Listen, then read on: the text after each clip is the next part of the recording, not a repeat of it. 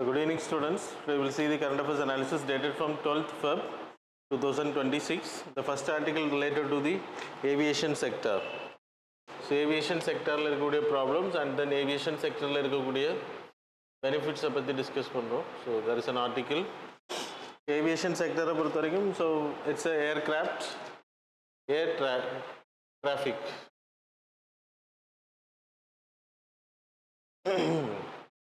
So now it is called as a sunrise sector and a huge investment is there, huge potential also there. We having a huge population demanding for it. Demand is very high. So we know that December month la Indigo Airlines மாட்டிக்கிட்டதுனால எவ்வளோ passengers பாதிக்கப்பட்டாங்க அப்படின்ட்டு கிட்டத்தட்ட 80% மேலே travel அவங்க தான் cover பண்ணுறாங்க இந்தியாவுக்குள்ளாடி. So one line அப்படின்றப்போ it's a problem. So that's a reason diversification is must. டேட்டாவை எடுத்துக்கிட்டா we are the third largest domestic air tariff traffic நம்ம எடுத்துக்கிட்டோம்னா third largest after USA and China. அப்புறம் இந்தியாவில் ஆப்ரேட் பண்ணக்கூடிய ஏர் லைன்ஸ் எடுத்துக்கிட்டிங்கன்னா ஏர் India, அப்புறம் இண்டிகோ மெயின், அப்புறம் அக்கான்ஷா இருக்குது, ஆகாஷா, அப்புறம் இந்தியன் பேஸ்ட் நான் சொல்கிறது. ஸோ இண்டிகோ ஆப்ரேட் பண்ணக்கூடிய 63.9%, ஆகாஷா வந்து 5%, SpiceJet there is 3%, Air India 27.1. அப்போ இது ரெண்டும் தான் இம்பார்ட்டண்ட். இந்த ரெண்டும் ஸ்தம்பிச்சிருச்சு அப்படின்னா air traffic inside India will get affected. அதான் இதில் எக்ஸ்பிளனேஷன் நம்ம பார்க்க முடியும். அண்ட் தென் $16.53 billion வந்து இதில் GDP growth, there is production is there. இது வந்து 26 பில்லியனா அதிகமாகிறது இருக்குது, அதிகமாக வாய்ப்பு இருக்குது. $26 billion not of Indian rupee, dollarsல 2030ல. This is current data. So airport எடுத்துக்கிட்டா இந்தியாவில் இருக்கக்கூடிய ஏர்போர்ட்ஸ் 59 ஏர்போர்ட்ஸ், 159லேருந்து 160 ஏர்போர்ட்ஸ் இன்றைக்கி இருக்குது. இது வந்து 220 ஏர்போர்ட்ஸாக மாறுறதுக்கான வாய்ப்பு இருக்குது when 2030ல. ஸோ 2024ல் we had only 74 ஏர்போர்ட்ஸ். சரியா? இன்றைக்கி 1 yearல 2 yearsல இட் இன்க்ரீஸ் டு 160. ஆனால் அது கன்ஸ்ட்ரக்ஷனில் இருந்திருக்கும். And then so we are moving towards 220+. So international airports recent announcement Noida இதெல்லாமே இருக்குது. தென் உமன் பைலட்ஸ் இந்தியாவில் there is a growth of 15% women pilots are there. பெண்கள் வந்து பைலட்ஸாக இருக்காங்க. கூட்ஸ் டேரிஃப் எடுத்துக்கிட்டிங்கன்னா கூட்ஸ் டிராஃபிக் ஒரு வருஷத்துக்கு 3,365.65 million metric tons. That is over year 8 to 10% year on year growth. சரியா? You are planning to invest. Acha. Okay, so there are 3 pillars.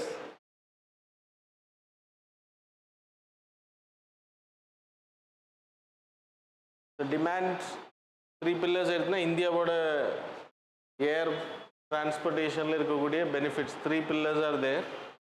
The 3 pillars are visibility. Okay, so the demand population முன்னாடி ரொம்ப பணக்காரங்க மட்டும் தான் travel பண்ண முடியும். இப்போது middle class people can also travel because of this IndiGo airline. அதனால் 80% மேலே டொமஸ்டிக் ஏர்லைன் டிராஃபிக் வந்து அவங்க தான் பூர்த்தி பண்ணுறாங்க. So demand of population is increase ஆகுது. So it will increase further. Young innovators, there is startup companies, young innovators, startup companies. So AI models இதெல்லாம் இனோவேஷன்ஸில் கொண்டு வராங்க. ஏர்க்ராஃப்டில் சேஞ்சஸ். சரியா? ஸோ அதுக்கு வந்து ஹெல்ப் பண்ணுது. ஸோ நிறைய கம்பெனிஸ் வந்து அட்வான்ஸ்டாக மூவ் ஆகிட்டு இருக்காங்க. It will help. அப்புறம் pro India's policy towards Indian கவர்மெண்ட்டும் நிறைய சப்போர்ட் பண்ணுறாங்க ஏர்லைன் ஏவியேஷன் செக்டாருக்கு. We having DGCA for licensing approving the aircrafts, air traffic control இதெல்லாம் பண்ணப்படுகிறது. ஏர்போர்ட் அத்தாரிட்டி ஆஃப் இந்த infrastructure related approvals are given by this. Licensing கொடுக்குற pilot licensing, அப்புறம் ஏர்லைன்ஸை வந்து மோஸ்ட்லி எல்லாமே வந்து லீஸ் எடுத்திருப்பாங்க. அந்த லீஸ் எடுக்கக்கூடிய ஏர்கிராஃப்ட் எல்லாம் செக் பண்ணுறது, அதோட குவாலிட்டி. ஸோ யாருமே வந்து ஓன் வச்சுருக்க மாட்டாங்க. UK போன்ற கண்ட்ரிஸ், ஃப்ரான்ஸ் போன்ற கண்ட்ரிஸ் கிட்ட இருந்து பல வருடங்களுக்கு லீஸ் எடுத்திருப்பாங்க. யாரோட ஓனும் இருக்காது. லீகல் ஆக்ட் எடுத்துக்கிட்டோம்னா we having DGCA regulations, BCA bureau of civil aviation. So இதெல்லாமே வந்து related to this part. So legislation part la, so there is a support for aircraft, air transport, and we having a lease support also. Gift city inge irukku Gujarat International Financial Technology nenikiram. So it's a hub. It's in Gujarat, so it's a land in the land வந்து foreign, it will be treated as a foreign area. So டாலர்ஸில் இங்கே trading பண்ண முடியும். And then you can do banking, international banking access in this area. So இந்த ஏரியாவில் we have a MOR, that is leasing இது பண்ணியிருக்கோம். அப்புறம் maintenance, operation and repair. So இதை வந்து லீசிங் எடுக்கிறவங்க இதை வந்து ஏர்கிராஃப்ட்டு கரெக்டாக பண்ணணும் ஏர்லைனுக்கு. MORனு பேர். Then we have, there is a demand for 2000 plus aircrafts வருகின்ற வருஷங்களில்.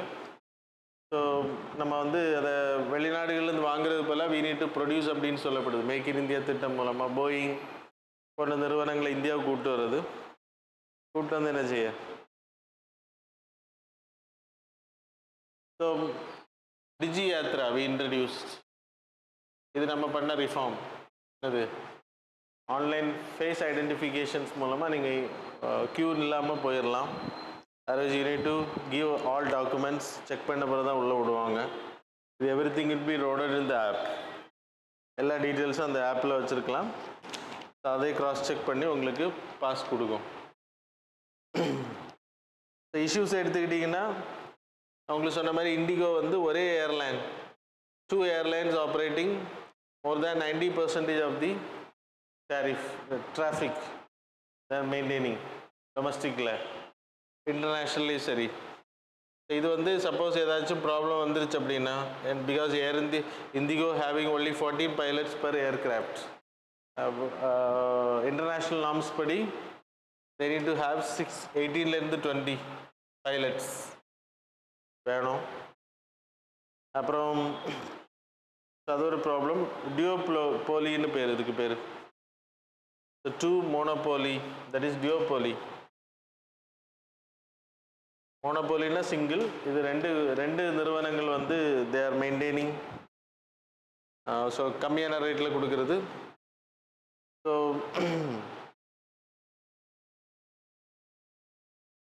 DGCA ஒரு வருஷத்துக்கு CPL, that is license, pilot license வந்து 5700 பேர் தான் கொடுத்துருக்காங்க last year. there is a demand of 30,000 pilots. அது வந்து இம்ப்ரூவ் பண்ணப்படணும் அப்படின்றது.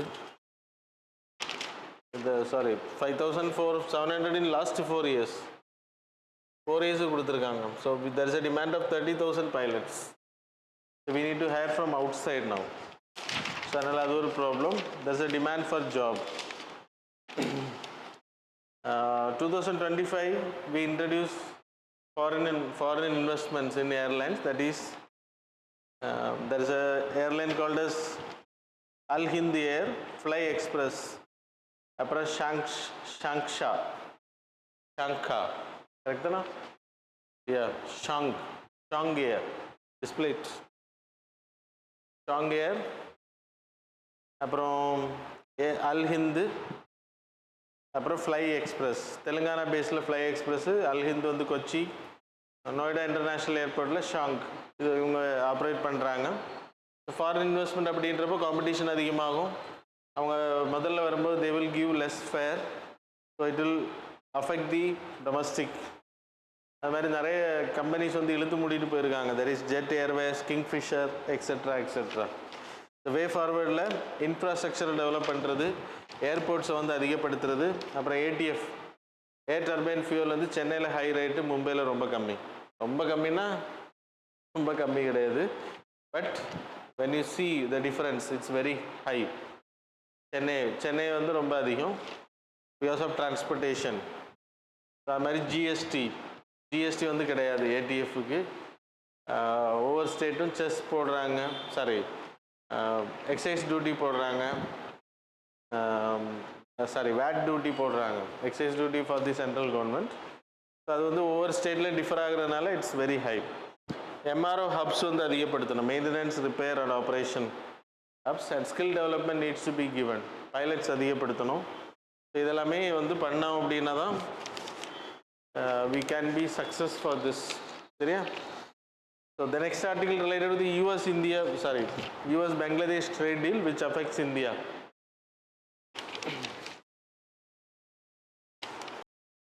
The US Bangladesh trade agreement which affects India. So US கூட textile tariff with India, that is 19%. Bangladesh கூட முன்னாடி US வந்து 18% பண்ணிதா. So this 1% makes some difference. That is even though we had profits on this textile export நம்ம பண்ணுறதுல tariff concessions, இந்த ரெண்டு டிஃப்ரென்ஸ்னாலேயும் நம்ம கிட்டத்தட்ட 2-4% ப்ராஃபிட்டே இருந்துச்சு. ஆனால் இப்போ என்ன பண்ணியிருக்காங்க அப்படின்னா இந்தியா கூட 19% அக்ரிமெண்ட் சைன் பண்ணிட்டு, ஸோ US பங்களாதேஷ் கூட தே மேட் இட் 0. ஸோ அது மாதிரி காட்டன் யான் இந்தியா கிட்ட வாங்குறதுக்கு பதிலாக இனிமேல் பங்களாதேஷ் வந்து US கிட்ட வாங்க இருக்கு. ஸோ இதில் affect India, like Gujarat spinning industry, Tamil Nadu spinning இண்டஸ்ட்ரீஸை வந்து அஃபெக்ட் பண்ணோம் அப்படின்னு சொல்லப்படுது. அப்புறம் ஸோ ரெடக்ஷன் ஆஃப், இது எதுக்கு பண்ணுறாங்க அப்படின்னா US வந்து எதுக்கு பண்ணாங்கன்னா சைனாவோட டிபெண்டன்ஸாக இருக்காங்க பங்களாதேஷ் டெக்னாலஜிக்கல் பேஸில். ஸோ டிஃபென்ஸ் எதை வச்சு அவங்க இதை கிவ் பண்ணியிருக்காங்க, இந்த அக்ரிமெண்ட்டை வந்து 0 ஆக்கியிருக்காங்க அப்படின்னா US வந்து சும்மா கொடுக்காதுல்ல.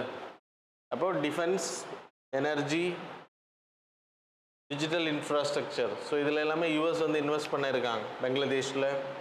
So they are also going to pay for that defence infrastructures etcetera.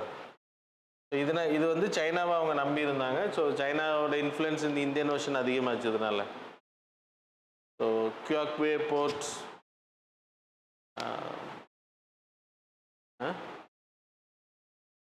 So port development in the Bangladesh coastal areas. அப்புறம் இதெல்லாமே வந்து நமக்கும் சைனாவுக்கு இருக்கக்கூடிய ரிலேஷன்ஷிப்பும் பாதிக்கப்படுது. பிகாஸ் பங்களாதேஷில் சைனா இருந்ததுனால இப்போது US வந்து இந்த டீலை வந்து இது பண்ணுறது நமக்கு இது பெனிஃபிட். ஆனால் இதில் வந்து நம்ம பாதிக்கப்படுவோம். வியட்நாம், இந்தியா, பங்களாதேஷ், வியட்நாம் கூட US ட்ரேட் பண்ண 20% ப்ரெஃபரன்ஷியல் ட்ரேட் பண்ணுறாங்க. ஸோ இட் வில் அஃபெக்ட் இந்தியாவும் வியட்நாமையும் பாதிக்கும். No need to worry about Vietnam, but India will get affected. அது மாதிரி பங்களாதேஷ் இனிமேல் இந்தியா கிட்டேருந்து காட்டன் யான் வாங்க மாட்டாங்க. So they will purchase from America எங்கேருந்து போவோம், இந்தியாவில் இருந்து. ஓகே, ஸோ வை பங்களாதேஷ் வந்து இப்போ இந்த அக்ரிமெண்ட் பண்ணாங்க அப்படின்னா ஒன்று இது.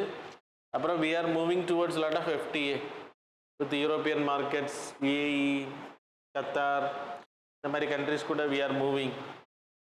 அப்போது அவங்க என்ன பண்ணுறாங்க அப்படின்னா அவங்களுக்கான ஆப்ஷன்ஸ் வந்து எங்கெல்லாம் இந்தியா போகுதோ பங்களாதேஷுக்கான ஆப்ஷன் வந்து கம்மியாகுது.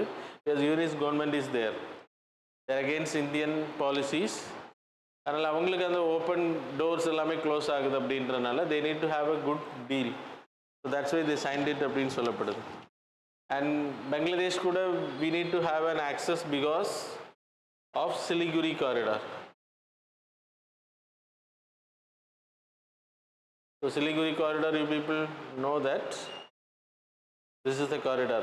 Sikkim கீழ வரக்கூடிய பகுதி. சரியா? So why Bangladesh is important? Bangladesh second largest in the garment export to the China. So European Union countries, China, India வந்து 5% exporting la.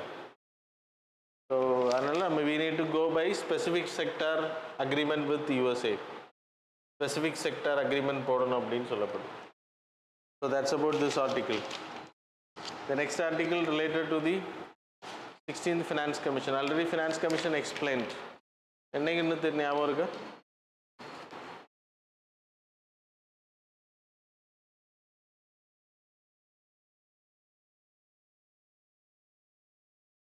So Finance Commission oda data வந்து அவங்க சென்ட்ரல் கவர்மெண்ட் வந்து accept பண்ணி already we discussed in the first article first and second day அந்த இதில் நம்ம discuss பண்ணியிருக்கோம். Go and visit it, any doubt you can ask. So இதில் நம்ம சேலஞ்சஸ் மட்டும் நான் சொல்கிறேன். ஸோ இதில் செஸ் அண்ட் சர்சார்ஜ் இப்போ article 270 it talks about the tax pool. Article 270 இந்த டேக்ஸ் பூலை தான் வந்து எப்படி பிரிக்கிறது, நெட் ப்ரொசீட்ஸ் ஆஃப் டேக்ஸ் அவங்களோட மெயின் ஒர்க்கே தான்.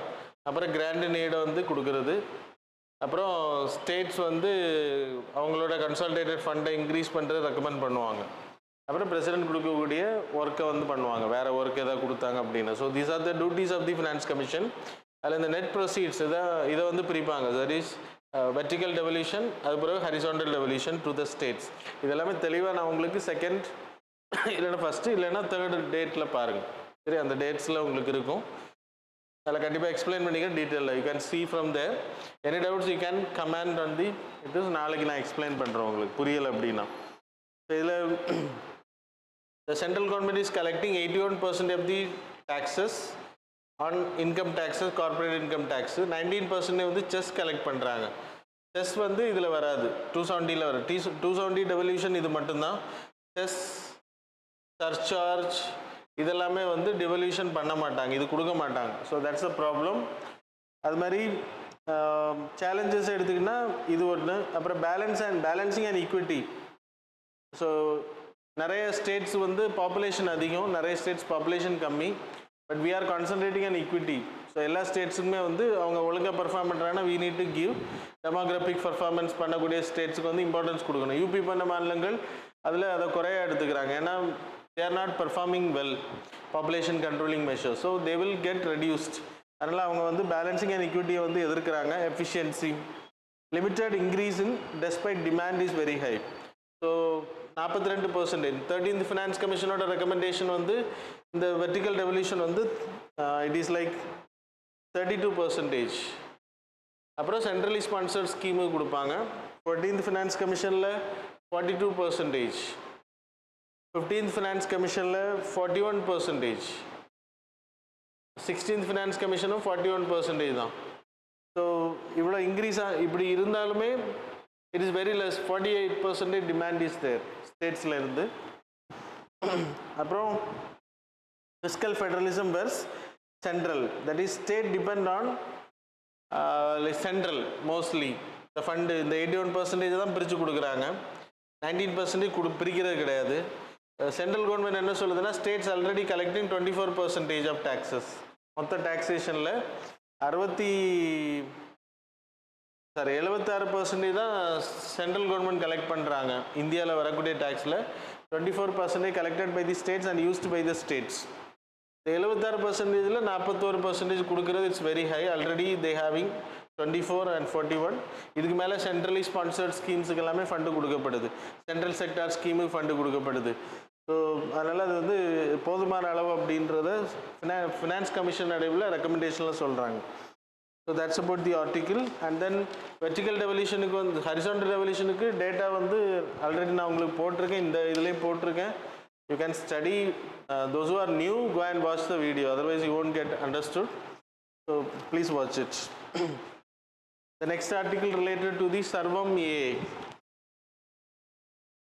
It's a Indian based artificial intelligence அவங்க வந்து ஓசிஆர் டேட்டா அவங்க 2 ரிலீஸ் பண்ணியிருக்காங்க. Startup company, Bengaluru based startup company. அதில் வந்து அவங்க 2 இது பண்ணியிருக்காங்க. ஒன்று வந்து விஷன், அது வந்து ஓசிஆர் ஸ்கேனிங் பண்ணக்கூடியது. இன்னொன்று வந்து Bulbul V3. So it superior to ChatGPT and superior to Gemini. கூகுளோட ஜெமினியோட நல்லா ஐடென்டிஃபை பண்ணுது. Bangalore based company. ஓசிஆர்னா என்னது? Optical character recognition. நீங்கள் ஃபோட்டோ எடுக்கிறீங்க, அதில் இருக்கக்கூடிய வேர்ட்ஸு அதெல்லாம் ரெகக்னைஸ் பண்ணி அந்த இதை வந்து வேர்டில் மாற்றிக்கலாம். அதான் ஆப்டிக்கல் ஓசிஆர். ஓசிஆர் பெர்ஃபார்மன்ஸ் பண்ணுற விஷன். ஸோ அது வந்து கரெக்டாக பண்ணுது. That is 84.3% accuracy is there. Comparing to Google Gemini and GPT, it is very good, ChatGPT. And then document scanner, அதுவும் வந்து 93.28%. ஸோ இதில் வந்து நல்லா பெர்ஃபார்ம். அது மாதிரி புல்புல் V3 வந்துட்டு Bulbul V3 it's for speech to voice conversion. Speech to voice conversion பண்ணுறது. அது மாதிரி இது வந்து எதனால இது சொவேரியன் அப்படின்னு சொல்கிறோம் அப்படின்னா, இந்த இண்டிஜினியஸ் பேஸ்ட். ஆக்சுவலாக கவர்மெண்ட் பண்ணுறது தான் சொவேரியன் அப்படின்னு சொல்லுவோம். இது இந்தியாவிலே பண்ணப்பட்டு இந்தியாவிலே we will store every documents and we will use in the indigenous languages. இந்தியாவோட அஃபிஷியல் லாங்குவேஜஸ் எல்லாமே வரும்ன்றாங்க. we can do OCR, conversion of Tamil script actually to English to Tamil. அப்புறம் இதனால பெனிஃபிட் என்னன்னா, நியூக்ளியர் டெக்னாலஜி. நம்ம இப்போ foreign இதை depend பண்ணி இருக்க வேண்டியிருக்கும். அது வந்து அதுக்கு பதிலாக நம்ம nuclear technology, semiconductor manufacturing, space கேப்பபிலிட்டியிலலாம் நம்ம ஓன் லாங்குவேஜில் பண்ணுறதுக்கான வாய்ப்புகள் அதிகம். And we having lot of government records, பழைய காலத்தில் எழுதப்பட்ட ரெக்கார்ட்ஸு, லேண்ட் ரெக்கார்ட்ஸ், அதெல்லாம் நம்ம இன்றைக்கி டைப் பண்ணிகிட்டு இருக்கோம். எல்லாமே ஈஸியாக கன்வெர்ட் பண்ணுறதுக்கு லேண்ட் ரெக்கார்ட் டிஜிட்டலைசேஷனுக்கு ஹெல்ப் பண்ணும். There is a fear of data colonization. US, China போன்ற நாடுகள் இன்றைக்கி டேட்டா லோக்கலைசேஷன், கொலோனியலைசேஷன் பண்ணிகிட்டு இருக்காங்க. ஸோ அதை வந்து தவிர்க்க முடியும் இதனால். ஸோ யூஎஸோட ஓப்பன் ஏஐ, யூயோட ஏஐ சொவேர்னிட்டி, அப்புறம் சைனாவோட டொமஸ்டிக் ஏஐ ஸ்டாக், இந்தியாவோடது சர்வம்.